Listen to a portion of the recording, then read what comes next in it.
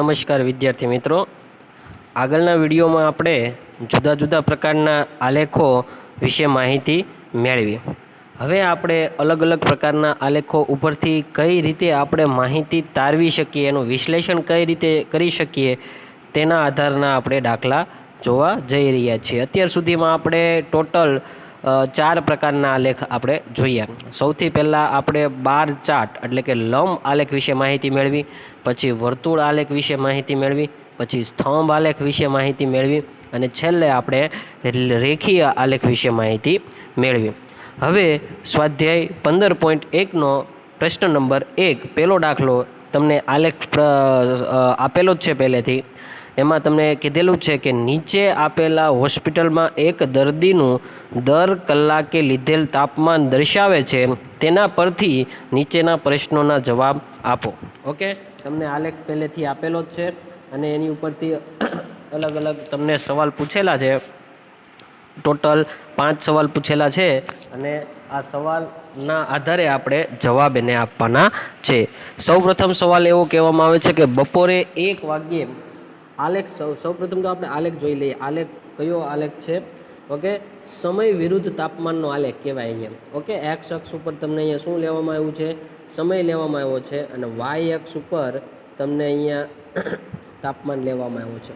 Okay, એટલે સમય વિરુદ્ધ આ તાપમાનનો આલેખ છે. ઓકે, તમને એક્સ અક્ષ ઉપર અલગ અલગ સમય ક્યાંથી 9 વાગ્યાથી સ્ટાર્ટ કરેલા છે. 9 વાગ્યાથી અલગ અલગ સમય આપેલા છે. 9 વાગ્યાથી 3 વાગ્યા સુધીનો બપોરના, અને તાપમાન તમને 34°C થી 39°C સુધી તાપમાન આપેલા છે. સ્કેલ માપની જો વાત કરીએ તો સ્કેલ માપમાં 2 એકમ એક્સ અક્ષનો સ્કેલ માપ જો આપણે જોઈએ તો એક્સ અક્ષ ઉપર તમને અહીંયા દેખાય છે કે 2 ખાના બરાબર 1 કલાક છે. એટલે એક્સ અક્ષ ઉપર જો સ્કેલ માપ હોય તો 2 એકમ = 1 કલાક થાય. ઓકે, 2 એકમ = 1 કલાક. અને વાય અક્ષ ઉપર જો સ્કેલ માપ જોઈએ તો સેમ વાય અક્ષ ઉપર તે 2 એકમ 2 ખાના 2 એકમ પણ લખી શકો, 2 સેમી પણ લખી શકો. તમને ખબર જ છે કે એક ખાનું કેટલા હોય? 1 સેન્ટીમીટરનું હોય. ઓકે, તો વાય અક્ષ ઉપર 2 એકમ અથવા 2 સેમી. જો એકમ લખો તો બંનેમાં એકમ લખવાનું, સેમી લખો તો બંનેમાં સેમી લખવાનું. એટલે 2 એકમ = ટોટલ તમને અહીંયા 1°C. ઓકે, તમને તાપમાનમાં 1 અંશનો વધારો થાય છે, 2 ખાનાનો મતલબ. ઓકે, આ તો સ્કેલ માપ તમને ગમે ત્યારે તમે જ્યારે આલેખ દોરો ત્યારે તમારે જમણી સાઈડ ઉપર બાજુ તમારે સ્કેલ માપ દર્શાવવું પડે છે. સૌથી પહેલાં તમને અહીંયા સવાલ એવો પૂછેલો છે કે બપોરે 1 વાગ્યે દર્દીના શરીરનું તાપમાન શું હતું? બપોરે 1 વાગ્યે એટલે 1 વાગ્યે અહીંયા તમને અહીંયા દેખાય છે કે એક અહીંયા ડ્રો કરેલો છે. ઓકે, તો 1 વાગ્યે તમને દર્દીનું તાપમાન તમને પૂછેલું છે.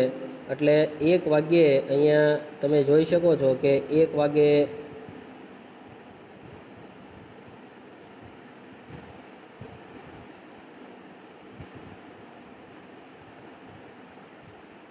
ઓકે 1 વાગ્યે એટલે અહીંયા 1 વાગ્યાથી ઊભી લાઈન આપણે ડ્રો કરી શકીએ. ઓકે, એટલે 1 વાગ્યે આ જે પોઈન્ટ જે છે આ પોઈન્ટ આપણે દર્દીનું તાપમાન જોવાનું છે. એટલે એ પોઈન્ટ આપણે આડી લાઈન ઉપર વાય અક્ષ ઉપર ક્યાં છેદે છે? તો 36 અને 37ની વચ્ચે. એટલે 1 વાગ્યે બપોરે શરીરનું તાપમાન શું છે? તો 36.5°C. એટલે પહેલા સવાલનો જવાબ આવે કે બપોરે 1 વાગ્યે દર્દીનું તાપમાન છે 36.5°C. ઓકે, ચલો બીજો સવાલ. બીજા સવાલમાં તમને એવું કહેવામાં આવ્યું છે કે દર્દીના શરીરનું તાપમાન 38.5 ક્યારે હતું? તો અહીંયા જોઈ શકો છો 38.5 અહીંયા આવે. ઓકે, અહીંયાથી ઊભી લાઈન તમે ડ્રો કરો તો તમને અહીંયા દેખાય છે. ઓકે, આ પોઈન્ટ પાસે, એ પોઈન્ટ પાસેથી લંબ લાઈન એક્સ અક્ષને જો ડ્રો કરો તમે તો તમને અહીંયા 12 વાગ્યે દેખાય છે. ઓકે, એટલે ફરીથી 38.5 ક્યાં છે? તો 38.5થી આડી લાઈન ડ્રો કરવાની. એટલે એ જે ગ્રાફને જ્યાં છેદે ત્યાંથી આપણે એકદમ સીધી લાઈન ડ્રો કરવાની. એ આ જે એક્સ અક્ષને જ્યાં છેદે એ આપણો જવાબ હોય. ઓકે, તો ફરીથી 38.5 જે તાપમાન ક્યારે છે? તો આ બિંદુ આગળ છે. એ બિંદુમાં કેટલા વાગેલા છે?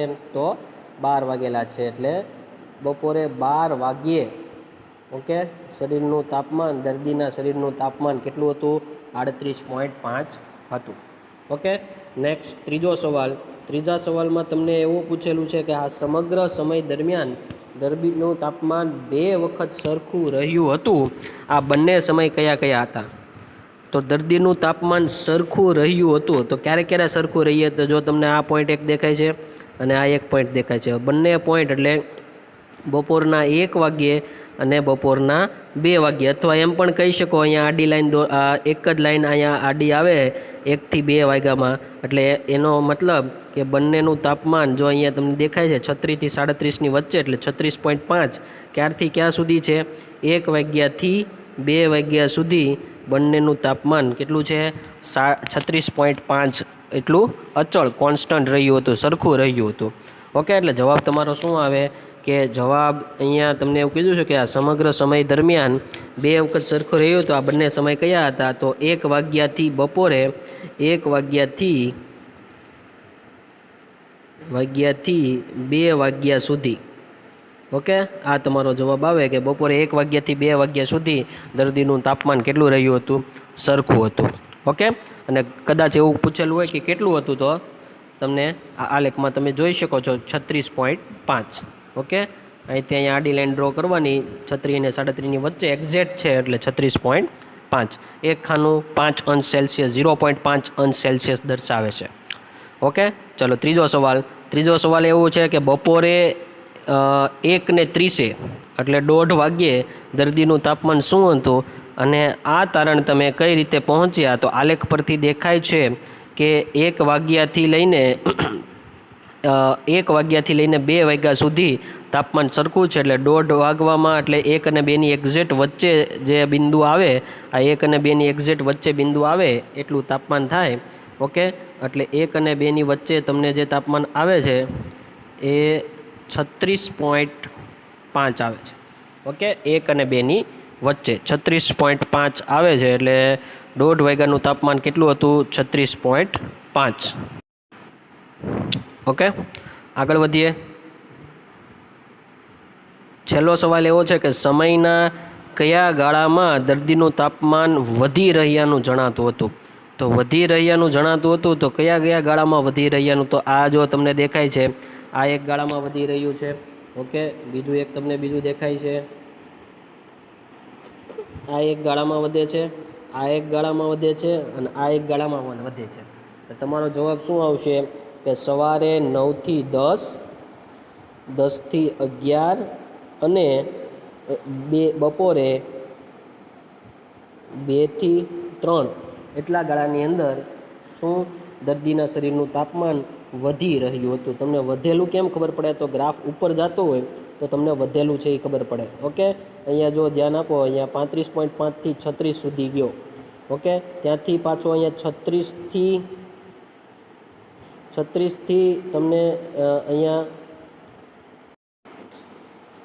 36 થી તમને અહીંયા દેખાય છે 36 થી 39 સુધી એટલે અહીંયા પણ વધેલો છે અને અહીંયા પણ તમને બપોરે 2 વાગ્યે 36.5 હતો ત્યાંથી અહીંયા 37 સુધી એટલે ઉપરની તરફ જે દેખાડે એ 3 જગ્યાએ વધેલો કહેવાય ઓકે આ સાથે પહેલો પ્રશ્ન અહીંયા પૂરો થાય છે ઓકે હવે આગળના પ્રશ્ન તરફ આગળ વધીએ પ્રશ્ન નંબર 2માં તમને કીધું છે કે નીચે આપેલા એક રેખીય આલેખમાં એક ઉત્પાદન કંપનીએ જુદા જુદા વર્ષમાં કરેલા વેચાણ દર્શાવેલ છે ઓકે આલેખ કોનો છે તો અલગ અલગ વર્ષ દરમિયાન અલગ અલગ વેચાણ તમે એને રૂપિયામાં કરોડ રૂપિયામાં વેચાણ જે કરેલું હોય કંપનીએ ઓકે એનો આલેખ છે એટલે વર્ષ વિરુદ્ધ વેચાણનો આલેખ કહેવાય પહેલો સવાલ તમને એવો પૂછવામાં આવ્યો છે કે વર્ષ 2002 દરમિયાન અને વર્ષ 2006 દરમિયાન કેટલું વેચાણ થયું તો તમને અહીંયા 2002 દરમિયાન તમને અહીંયા દેખાય છે કે 2002થી સીધી લાઈન અને ત્યાંથી આડી લાઈન એટલે આ જે રૂપિયા જે છે એ કરોડમાં હોવાથી તમે અહીંયા લખી શકો કે વર્ષ 2002 દરમિયાન 4 કરોડનું વેચાણ થાય છે અને વર્ષ 2006 દરમિયાન તો 2006 એટલે 2006થી એક સીધી લાઈન તમે ડ્રો કરો 2006થી સીધી લાઈન ડ્રો કરો ત્યાં બિંદુએ મળે ત્યાંથી આડી લાઈન ડ્રો કરો એટલે 8 કરોડ તમને દેખાય છે એટલે તમારે અહીંયા જવાબ લખવાનું કે વર્ષ 2002માં તમને 4 કરોડનું વેચાણ થાય છે. ઓકે, અને વર્ષ 2006માં કેટલા કરોડનું વેચાણ થાય છે? 8 કરોડનું વેચાણ થાય છે. ઓકે, એટલે પહેલા સવાલમાં આવી રીતે તમારે જવાબ લખવાનો રહેશે. બીજો સવાલ તમને એવું પૂછવામાં આવ્યું છે કે વર્ષ 2003 અને 2005માં કેટલું વેચાણ થયું હતું? તો 2003ની અંદર તમને અહીંયા દેખાય છે કે 2003થી એક સીધી લાઈન ડ્રો કરો એટલે આ બિંદુએ મળે તો 6 અને 7ની વચ્ચે ભેગું થાય છે. અહીંયા 6 અને 7ની વચ્ચે, 6 અને 8ની વચ્ચે, એટલે 7 કરોડ તમને ખબર છે. ઓકે, એટલે 2003ની અંદર કેટલું વેચાણ થાય છે? 7 કરોડનું વેચાણ થાય છે. અને 2005ની અંદર તો 2005થી સીધી લાઈન ને ત્યાંથી આડી લાઈન એટલે 10 કરોડનું વેચાણ થાય છે. એટલે 2005ની અંદર 10 કરોડનું વેચાણ થાય છે. ઓકે, ત્રીજો સવાલ એવો કહે છે કે વર્ષ 2002 અને 2006 વચ્ચેના વેચાણનો તફાવત. તો વર્ષ 2002માં તમને અહીંયા દેખાય છે કે વર્ષ 2002માં